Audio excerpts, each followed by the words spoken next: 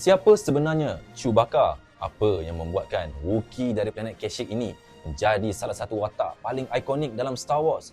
Jom kita kenali Chewbacca dengan lebih dekat. Chewbacca atau lebih dikenali sebagai Chewie adalah Wookiee setinggi 2.2 meter yang berasal dari planet Kashyyyk. Dia adalah rakan setia kepada Han Solo dan merupakan salah satu ahli utama dalam Rebel Alliance. Dengan suara yang garau dan kekuatan yang luar biasa, Chewbacca berperanan besar dalam banyak pertempuran penting dalam galaksi, termasuk dalam pertempuran melawan Empire Galactic. Chewie juga dikenali kerana kesetiaannya yang tak terhingga terhadap kawan-kawannya. Walaupun tidak boleh bercakap seperti manusia, dia sering berkomunikasi melalui dan bahasa tubuh yang difahami oleh mereka yang dekat dengannya, terutamanya Han Solo dan C-3PO.